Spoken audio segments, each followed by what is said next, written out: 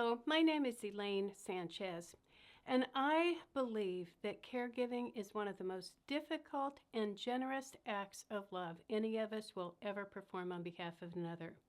Sometimes we become caregivers gradually as someone we love becomes older and they just need a little help managing their lives. And sometimes we are thrust into it suddenly and unexpectedly in the middle of a crisis. My caregiving journey began on October 30th, 1993. I had just gotten home from work and I picked up the ringing phone and it was my mother and she said, "Your father's had a stroke." And I said, "Oh no, I knew this was his worst fear." And I said, "How bad is it?" And she said, "Oh, it's really bad. The right side of his face is all lopsided and droopy and he's completely lost the use of his right hand. He's having a terrible time walking and when he talks, I can't understand a word he says." And I said, "Oh, Mom, I'm sorry." And she said, "But that's not even all of it." She said, "The doctor says he has prostate cancer and they think maybe it's already spread to his brain." And I said, "Oh, what can I do?" And she said, "Could you please come home?" Well, at that time, I was a single mom. I had a very intense high-pressure job and 3 teenage children. That coming Friday night was the final high school football game of the season. And my son Eric was a senior, and it was going to be Mom's night. So all of us mothers of the senior boys were to go out onto the field, and our sons were going to come and hand us each a single red rose. It was also the last time that my son Robert, who was a junior, and Eric would ever play on the same field on the same night for the same team. In addition, we were planning to celebrate my daughter Annie's 15th birthday. So as I thought of all of the reasons that I desperately wanted to stay in Colorado Springs that weekend, I heard myself saying, "Yes, of course, I'll get on the road the first thing in the morning. I'll pack tonight and I'll be there sometime late tomorrow afternoon." I tell this story because as a caregiver, you are forced to make a lot of choices and a lot of decisions. And every time you do, almost every time, somebody is going to get cheated. Sometimes it's your care receiver, sometimes it's your family, often it's your work. And I would say that 99.5% of the time, the person who gets cheated the most is you, the caregiver. So today, we're going to talk about some caregiver emotions, some difficult emotions. I came across a greeting card that had a saying on it by Edna St. Vincent Millay.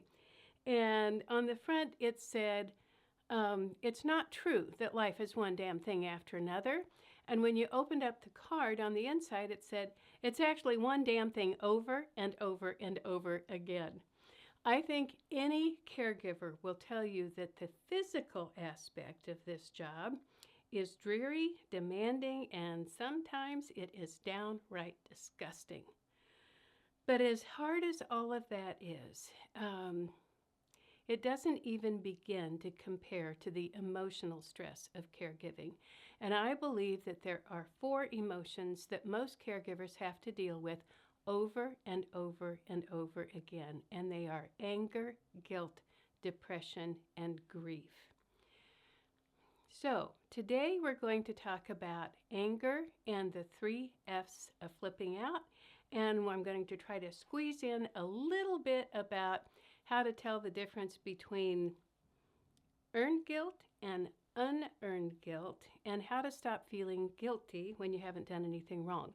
But first, I want to introduce you to my parents, Madelyn and Quentin Cuban, before Quentin became a stroke survivor and Madelyn became his caregiver. So they met and fell in love in 1939. She was 16, he was 21. The day after Pearl Harbor was bombed, Quentin enlisted in the Army Air Corps and he was shipped off to McChord Air Force Base for training. In the summer of 1942, he wrote to Madelyn and proposed. He said, "Why don't you buy a train ticket and come to Tacoma?" So she did. She got on the train in McPherson, Kansas, and she went to Tacoma, Washington. Quentin borrowed a car, picked her up. They were married by the Justice of the Peace the next day, and then they had a brief and wonderful honeymoon up on Mt Rainier at the Paradise Inn. 2 months after the wedding, Quentin was shipped off to the South Pacific, where he fought in World War II for the next 3.5 years. When he came home, they started their life together on a dairy farm 6 miles northwest of McPherson, Kansas, a town of about 10,000 people at that time. And they participated fully and enthusiastically in the baby boom generation because this is what happened over the course of the next 5 years. 4 babies. Life on that farm was not easy. There was so much work. There were so many children. The cow lot was less than 50 yards from the kitchen door. And there was never any money. Never any money. But in the summer of 1960, we had prospects for the best wheat harvest ever. There was even talk of taking a vacation that year. And then, as it does in Kansas, one afternoon the storm clouds started building up in the southwest. And we watched this storm approaching with a combination of fear and dread and a little bit of hope. We just kept praying that our fields would be missed. But when the rain started, it came in huge, heavy drops that quickly turned into hailstones the size of my fist. The storm didn't last long. It probably passed through in 15 minutes or less.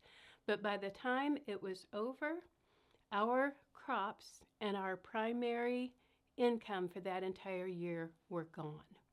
And that was the year that Madelyn realized she hated the farm. She hated the cows, she hated the flies, she hated the smell, she hated everything about it. She hated being poor, everything about the farm she hated. But she loved Quentin, and she had 4 children to raise, so she had to figure out a way to make it work. And she did 2 things that summer that changed her life. She got a job in town, and she became a devotee of self-help books. Now, every day when she would come home from work, she would pull into the driveway shortly after 5 o'clock. She would rush into the house, change out of her business clothes into her work clothes, and I would follow her to the milk barn, where she would tell me about everything that she was reading and learning and thinking about faith and the power of positive thinking. And I will never forget the night that she told me about this book, Man's Search for Meaning by Dr. Viktor Frankl. Dr. Frankl wrote about his 4 years in Nazi concentration camps. And about halfway through the book, he wrote that it wasn't always the youngest, the healthiest, or the strongest who were surviving. Now, granted, nobody had any influence, power, or control over being sent to the gas chambers or getting dysentery. But for those people who were sentenced to the work camps, he said the difference between those who survived and those who didn't was often attitude. And in his book, he wrote, "You can take away every single freedom. You can take away every choice, except for the last freedom, which is our freedom to choose our attitude toward any given set of circumstances, to choose one's own way." Well, Madelyn knew that she would never be able to control the weather.